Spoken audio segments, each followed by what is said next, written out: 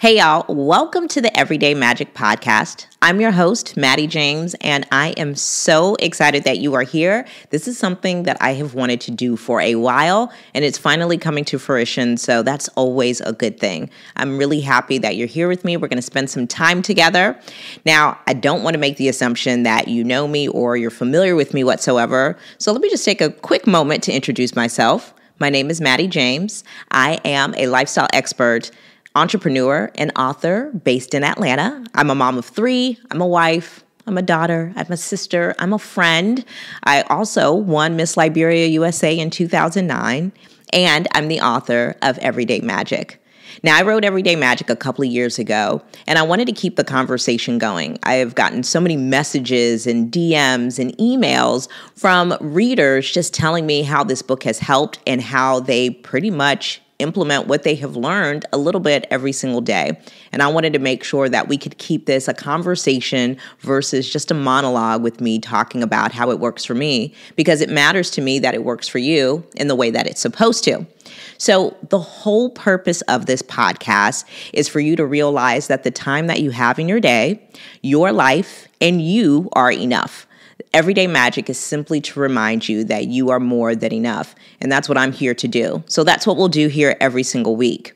I also want you to know that every day can be overwhelming from time to time, but that certainly should not be the default of your day. And I know this firsthand. I'm a mom of three small children. In fact, when I wrote the book, I had a 5-year-old, a 2-year-old, and a newborn, which was very, very wild. And now they are 9, 6, and 4. And so they're still little, not as little as they used to be, but it is certainly quite the balance of navigating my career and my business and making sure that everything at home is the way it's supposed to be, as far as my dreams and purposes and goals are concerned. And I want to encourage you to do the same. Now, similar to how I say in the book, I'm going to say it here to you right now on this podcast. Everything here that I'm saying on this podcast is with good intent. You know, I'm sharing a lot of things that I know from experience, either things that I'm currently doing, I have done. I would never tell you to do something that I wouldn't do myself, but I do understand that some things are going to work for you and some of they aren't. If this doesn't work for you, you know, in a particular episode or a certain segment, look, take what you need, leave what you don't. You know, this isn't the end all be all. This is simply a form of weekly encouragement so you can get through your days just like any of us are trying to do, you know? So let's get into why knowing and understanding being more than enough is so important.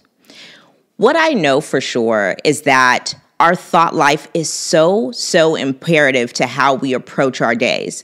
I remember early on in my marriage when I did not believe in who I was. I didn't believe that I was enough. I started comparing myself to images and videos that I saw online. I started comparing myself to friends without asking them questions about how they did things. And I really started to compare my process to other people's results. And it just really wasn't fair to myself. And it also really wasn't realistic because I was comparing my reality to my perception of someone else.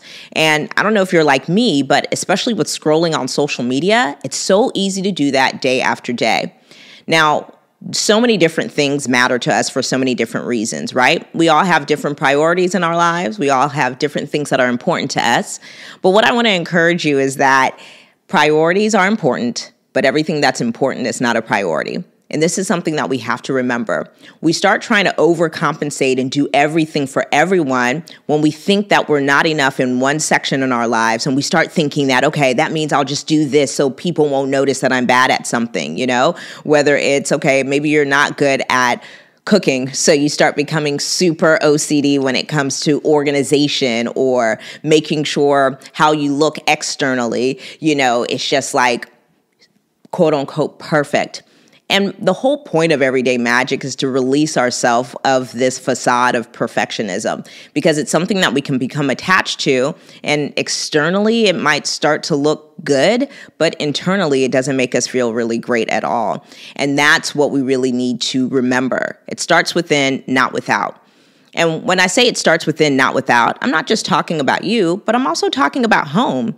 Home matters, just like every day matters. I think many times we're waiting for this super amazing, spectacular life event to happen all of a sudden, or like one day. You know, when I first got married and I first started having kids, I thought that becoming a good wife or a good mom was going to just happen one day if I held my breath, or if I prayed really hard, you know, or if I read all the right articles. And what it really required for me to do was to do the work every day, just like you have to do it. There's no part of the process where you can skip that. You have to do the work every day, a little bit at a time. It's not going to be one day where you do 8 hours of work and all of the answers to your questions or all of the solutions to your problems are going to happen all at once. It really is a little bit at a time, and you deserve to get incrementally better instead of just like hoping one day you'll be perfect once and for all. That's really what the magic is all about. The magic is happening in the really ordinary moments, the routines and habits of every day. And once you become attached to becoming the person that creates that magic, right? Once you become attached and really committed to doing the work and doing it with a level of joy and enthusiasm and willingness that may not necessarily be common, but it is normal, then you'll start to realize like everything that you've ever wanted, you already have, you just weren't using it appropriately, right? It means you have to look at yourself in the mirror, you have to look at your day, you have to look at your life and realize that it's enough every single day. Right? The transformation of the renewing of your mind is a real thing, friend, and that is really the magic of every day. So, real quick story. I want to talk about how I know what it's like to not know, see, feel, or be aware of my magic. My sister and I have a joke. It's like before I discovered my everyday magic, every day felt really tragic. So, every day was really tough for me the moment I went from 1 to 2 kids. I mean, early on in my marriage, I, first of all, just had this very, very outdated perception of what a wife should be. And I would fail miserably because I was so busy trying to do all these different things for my husband. And he never asked me to do these things. So I was stressing myself out, making myself feel bad for no reason at all. And he never even asked me to do any of those things. And I realized like that's a really, really dangerous way to sow a seed in your heart of resentment towards someone who never asked you to do these things that you are falling short at because you were never supposed to do them in the first place. So not only did that happen in my marriage, but that also happened in motherhood. Motherhood was really tough because my first pregnancy was really intense during the labor and delivery. I had an emergency C-section, and postpartum was really, really tough on me.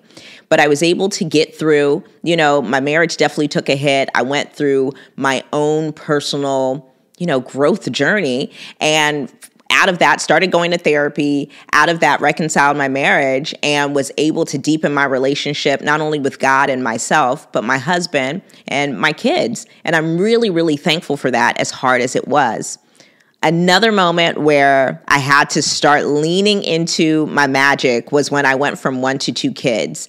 Now, this second labor process was a lot more healthy. It was certainly a lot better. My postpartum experience was night and day.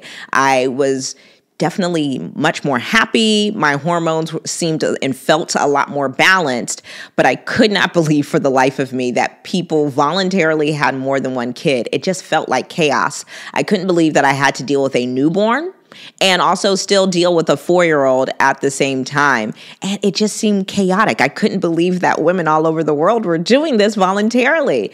But this was what I would call from magic to tragic. I think early on in my marriage and even that first few years of motherhood, that was my everyday tragic season. I was just out here winging it. And by the grace of God, I was able to get through. And because people loved me and my family and my friends, they showed up as best as they could because I just wasn't being honest with myself, which meant I wasn't asking for the help that I actually needed. Once I had my second child, I started to get it. I was like, okay, 1, you're definitely not going to do this by yourself. This is a group project. First and foremost, it's a group project with God, and then it's a group project with your husband, then it's a group project with your village. And that's certainly something I want to encourage you to know that this is a group project. You are not meant or designed to do life by yourself. Anytime we are solely self-serving, or attempting to anyway, because a lot of times we fail at that too, it's a misuse of God's creation, because we are not designed to do things for ourselves or by ourselves. This is something that we must keep in our hearts and in our minds at all times. Yes, self-care is a thing, but taking care of yourself really only matters so you're able to contribute to your marriage, to your children, to your friendships, to your community in the way that you're supposed to. So that's something that really helped me discover my magic very quickly. Now, going from 1 to 2 kids just felt like such a stretch, because I really had to be very selfless in ways that I had never been before. And so what I realized is I started to name what mattered to me. Like, okay, this is what matters to me. I also understand that I'm in a season where I have 2 small kids. I'm not able to see my friends or go out as much as I used to just because I'm in this particular season. This doesn't mean that friendship doesn't matter to me anymore. However, right now, I just have to prioritize taking care of my kids, being with my husband much more. And then once they get older, I'll get back to that. And that's something that was really tough to be honest about, but thankfully therapy really helped me with that as well. Once I started to get into this rhythm of prioritizing my marriage, prioritizing my family, prioritizing my household, it was very, very interesting. My confidence incrementally grew. And everything else in my life started to become a lot less chaotic and a lot less frantic, because I was focusing on what mattered to me. And the reason why I was able to focus on what mattered to me was because I named it. I was able to clearly identify what mattered to me.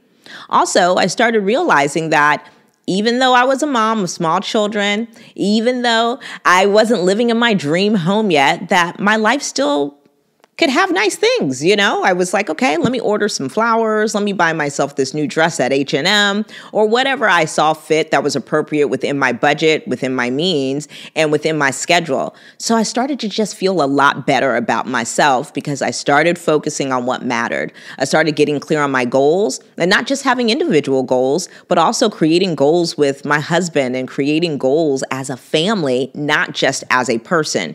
Because the God to honest truth is that I don't operate my life independently, right? I'm married to a whole nother person, and I was now responsible for 2 other people.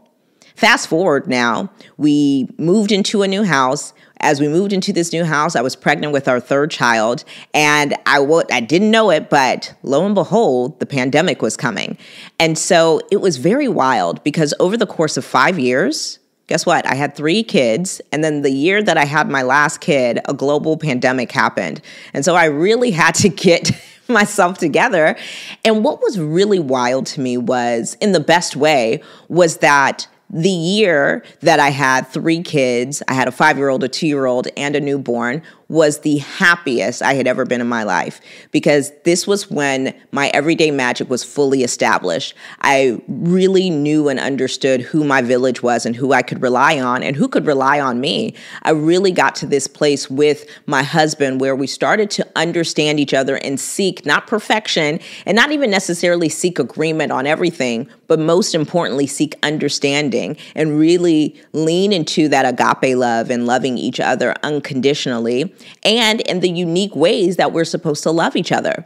And then I really started to understand that as a mom, my job wasn't to necessarily give all my kids the equal, same exact thing, or to love my kids even in the same exact way. Yes, I love my children equally, but they all have to be loved differently, because they are different people. They are also different ages, and as they grow, I'll learn that they each have different dreams, purposes, and goals. And I want to do the best that I can to lead them in the way that they should go. And so those are the things that started to be really clear to me and be meaningful to me. I had to start to realize what woman did what is the person? Who is the person I want to be?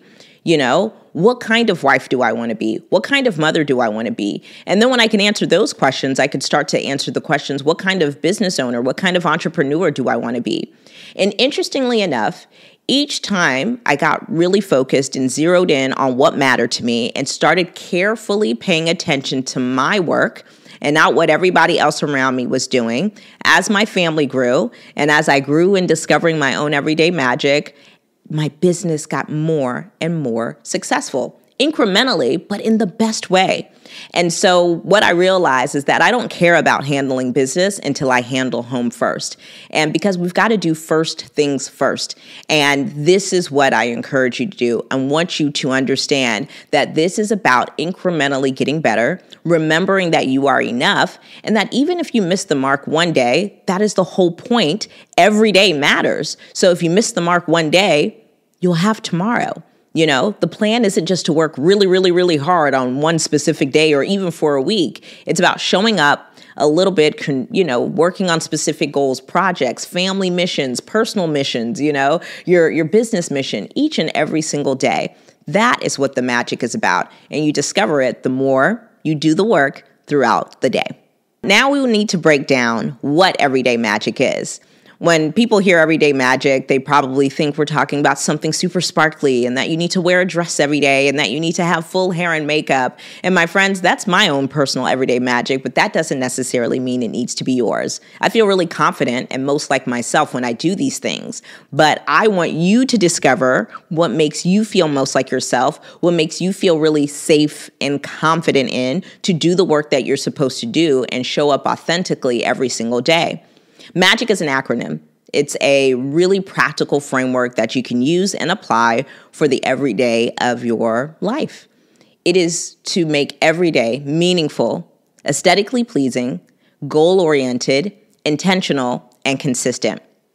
When I started writing the book and I started researching what mattered to women, especially once you become an adult after you've done college, if you decide to get married, if you decide to have children and you start to navigate those avenues of womanhood, that those are the things that really matter to us. We tell ourselves these lies about that we want to be perfect, but all of us want something that's meaningful. We want things that are aesthetically pleasing. We want to be goal-oriented, do things with intention, and we certainly want to be consistent. And to me, that's much better than being perfect because it gives you space to get incrementally better. Now, when we talk about being meaningful, the reason why this is important is because you get to name what matters. This is about figuring out what actually matters to you every single day. You know what's really, really crazy is when we don't write down, first of all, when we don't write things down, you don't know what matters to you.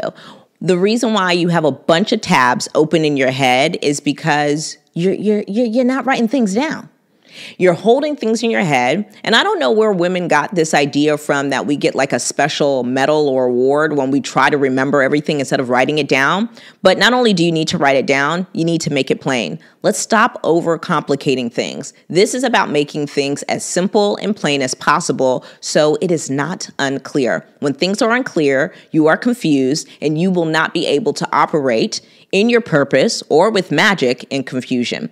This is why we have to name what matters to you. You need to name what matters to you, to your family, to your personal health, to your wealth, to your household, to your job or your business, to your marriage, to your friendships. And what's really great about meaningful is that you get to name these things based on not only your life, but based on the current season you're in. A lot of times we lose sight of things because we start thinking about all the things we want to do in our entire lives. And like I said, friends are very important to me. I love my friends so much, and they really are such a blessing in my life.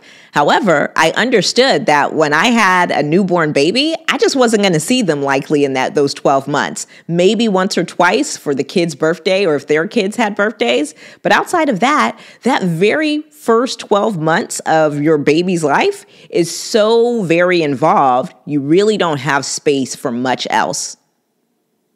We've got to start getting committed to naming what is meaningful to us a little bit every day, but we need to acknowledge what is meaningful to us in the season so we know what we need to work towards a little bit every single day. One of the best ways you can also identify what is meaningful to you is discovering your why. And what I've realized is that as a mom, every time I've had a kid, I've had to rediscover my why. And your why is simply your purpose in life. I know it seems daunting, but I promise you it's a lot more simple than we like to make it. Here's what I'll also tell you. Simple is hard. I'll say this, you get to decide your why. You get to decide your purpose. Now, I encourage you to pray about it and maybe talk to one or two people who are really close to you. But at the end of the day, you know that nudging that is in your gut that is telling you what you're supposed to do. It's usually something that has naturally come to you throughout your life and something that makes you feel just energized whenever you do it. It's not supposed to be deep. It's just supposed to be deliberate. You'll know it when you write it down. You'll know it when you say it out loud with yourself. And you'll know it if you're specifically honest with yourself. It's about discovering your why and then building your life around that why, because that why is what matters to you. And you will not do the work unless it matters to you.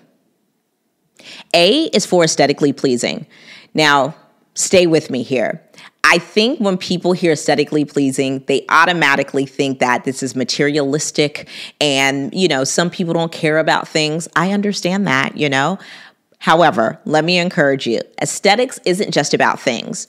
And let me also say this. Liking things is not a bad thing. It's completely fine to like things as long as you know that things are not more important than people. What you need to realize is aesthetics isn't about a vanity complex, right? It's not about being vain. It's about safety. When something is beautiful to you or something is presentable to you or pleasing to you in your senses, you feel safe. When you go out on a trip or you go on vacation, you're not looking for a hotel or an Airbnb because of the goodness of your heart. You're looking for something that's aesthetically pleasing to you. I'm sure there's certain amenities you want it to have. There's a certain way you want it to look so you can have a specific experience. Well, my friend, your everyday is the same way. What are nice things, beautiful things that you can add to your life in small ways so that you have joy each and every single day? So many times we're reserving joy simply from milestones like our birthdays or anniversaries or when something big happens, like getting a promotion. And those are things to celebrate, and I always encourage celebrations when necessary. However, if you woke up this morning and you are in your right mind and you are able to enjoy your life in even a small way, you should be able to do that. So aesthetics can be anything from a favorite candle. I love candles. We have candles all throughout the house. I usually keep one in the kitchen and one in our bathroom. So when I take a bath, I can smell it. It can be flowers. Also a huge fan of that. But guess what? If you're a big fan of sneakers and organizing your sneakers in color order is your thing, do that. If that brings you joy, that every time you walk into your closet, you get to see your entire sneaker collection, that is awesome. And you should be able to enjoy that each and every single day. You work really hard and you should be able to enjoy the fruits of your labor. Aesthetics aren't even just limited to visual. You can also enjoy really beautiful sounds, Sounds of water is always really, really comforting to me. Going outside and enjoying the fresh air and letting the sun hit your face, that's aesthetically pleasing as well, What kind of fabrics are you wearing, Do you have a favorite throw on your couch that when you get to finally sit down and watch a movie or watch some TV, you can put that throw on? How does it feel on your skin? Even a robe or the right slippers can really take your day from okay to magic. And any way you can do that, I encourage you to do so. Again, this is your life and you get to enjoy it, but you have to name what's meaningful and also what's aesthetically pleasing to you. G is for goal-oriented. Now, when we talk about goals, again, it doesn't have to be big. Yes, we do want to talk about what is the why of your life? What is the purpose of your life? That is important. But once you discover that, how can you make that an annual plan? Okay. Then how can you make that a monthly plan or even a quarterly plan? Then make that monthly, then make that weekly, and then break that week down into daily plans, right? Anytime you can name something big, like an annual plan or even a life plan, and then start to reverse engineer it, you can simplify it each and every single level. And writing things down, a things to-do list is something that I'm always going to encourage you to do. In fact, we have a whole episode coming up dedicated to it. However, This isn't about having a laundry list written down because you are a human being, not a machine. You should certainly not have 10 to 12 and certainly not 15 things on your to-do list. But to me, if you can have 3 to 5 things that actually bring you closer to your goal and closer to your why, you are much better for it. But a lot of times we write down a bunch of busy work so we feel productive or we feel important, and what we need to do is be on purpose. So making sure that your day has direction, not necessarily just speed, is really, really huge and helps you to stay in alignment with your everyday magic. I is for intentional. It is so important to be decisive and deliberate when it comes to your everyday life. Making decisions can sometimes be tough, but that's why it's really important for us to make sure that we name what's meaningful to us. We know what our purpose and what our why is, and we're also basing our days and our tasks off of our goals. So when it comes time to make decisions, we don't have to wonder because we already know and understand what matters to us and why it matters. And so intentionality is really huge. And this is single-handedly the thing for me that allowed my life to go from tragic to magic. And maybe you're in a similar season that I was once in.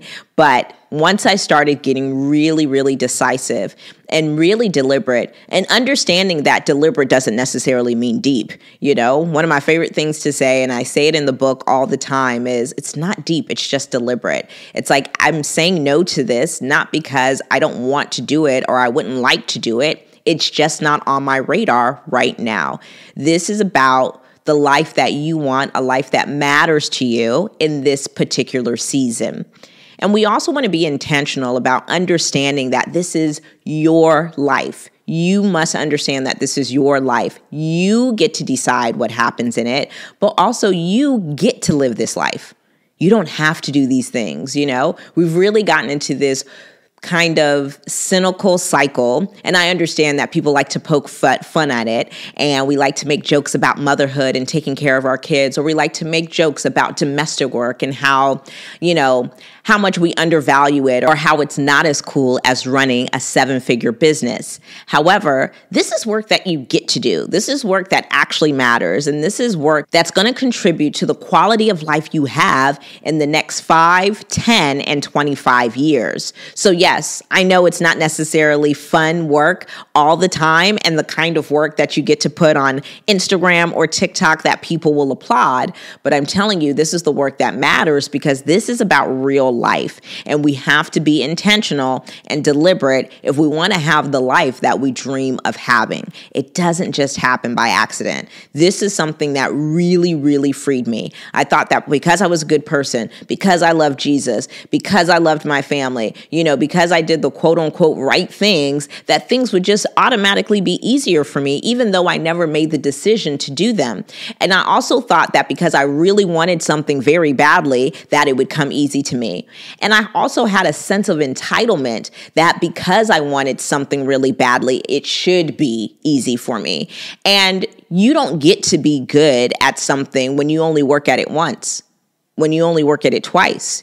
You become better at something when you work at it every day, but that doesn't necessarily that it'll be easy. But the best news I can tell you is that you can do hard things. I figured out I could do hard things, and if I can do hard things, you can absolutely do them. But you've got to be intentional about it, and you've got to be willing to do it. And being willing is intentional. Nobody is accidentally willing to live their life or do the work to have the life that they want to live. It is a very intentional decision that they make, and I want you to get that intentional this year. C is for consistent. And if you've been following me on social media, you know that I preach about consistency all the time. I preach about posting consistently if you want to grow and you want to monetize as a content creator. Well, if you want to grow and become the person that you've always dreamed of becoming in the life that you've always wanted to have, you are going to have to be consistent. And this is way more important than posting every day. But this mindset will allow you to do anything consistently. You have to understand that habits and routines and creating systems so you're not just aimlessly doing things really does contribute to who you want to become and the life that you want to have. Now, habits are not easy, Routines are not necessarily easy, but let me tell you something. They do simplify all the work that you have to do. Being consistent is hard for everybody. So let me also just be clear on that. I think people see certain people committed to their goals, really, really into their routines or doing something over and over and over again and assuming that it's easy. And it's just not. I do think that a lot of people who are consistent are really clear on their commitment. They're really clear on their commitment. And they're clear on their commitment because they're very clear on what their why is. I will say this. There probably aren't many, if any, but there probably aren't many people who are consistent who don't know why they're consistent. You have to be deeply convicted to be a committed person. And you have to understand that this is going to be really, really instrumental to both your short-term and your lifetime goals. So this is something to take seriously.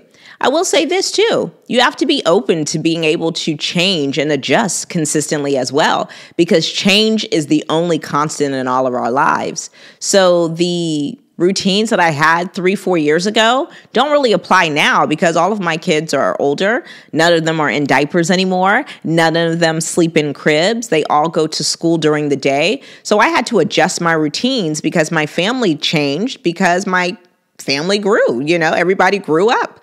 And so it's the same thing. If you never had kids before and now you have kids, guess what? Your routine is not supposed to look like it did before you had kids. You're going to have to adjust accordingly, not only because of the external changes that are happening, but there are some internal changes that are happening with you too, When you become a mother, things absolutely change. Now you have a person to take care of, but your feelings, maybe your goals and your dreams have changed, and it's fine for it to change. It's actually really important that you change, even if it's just a little bit. Every single day, if not every single year of your life, you'll notice you'll be a little bit different than you were before. But what is really great is that you stay aware of who you are and understand that you're willing to do the work to keep on becoming who you've always wanted to be. And I'll also say this, nothing builds your confidence like consistency. When you're doing the work, nobody can tell you anything, This doesn't mean that you are perfect or better than anybody, but this does remind you that nobody is better than you and that you are in charge of your life and doing the work necessary to create one that matters to you. Okay, so now we understand that MAGIC is an acronym, right? So it's really about making every day and essentially your life meaningful, aesthetically pleasing, goal-oriented, intentional, and consistent. And I wrote a book 2 years ago breaking this down. And I really shared my experiences and then shared pretty much really practical, bite-sized, very digestible steps with how you can start applying and implementing these pillars of everyday magic so you can discover your own. And I really want to encourage you to get the book if you don't have it. I read it on Audible, so I would encourage you to listen to it on Audible, especially if you're listening to this podcast, but buy the book. Not only does it help me as an author much more directly than Audible does, but also it's a really great reference book. What was so important to me was that I wanted to pretty much have this guide. I wanted to write this guide for everyday life.